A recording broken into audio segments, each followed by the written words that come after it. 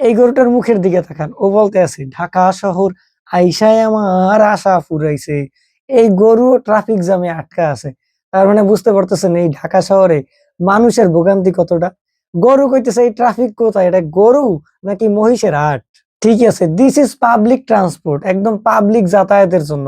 গরু যে একটা পাবলিকের অংশ, এটা একমাত্র প্রমাণ করছে এই যে এই ছবিটা। ছবিটার দিকে তাকালে তিন চারটা জিনিস একদম চোখের সামনে ভাসে উঠছে। নাম্বার এক, মধ্যবিত্ত ঘরের কোরবানি ভাইয়া, অনেক কষ্টে মিষ্টে এটা রাজি করা হইতেছে। নাম্বার দুই, তুমি যেই হও না কেন, তোমাকে একটু আদর আপ্যায়ন করে নেওয়া হইতেছে। ঠিকই, ঠিকই আছে, ঢাকা শহরে সিট খালি পাইলে সিএনজি এলারা গরু তো ভালো, কুত্তা বিলই ছাগল সব উড়াবে। এটাই হচ্ছে বাঙালির আপ্যায়নের ব্যবস্থা। খুব সুন্দর করে গাড়িতে করে নিতেছে, কালকে যেন জবাই দিতে পারে। এই ছবির একটাই ক্যাপশন, স্বপ্ন যাবে বাড়ি আমার গাড়ি করে।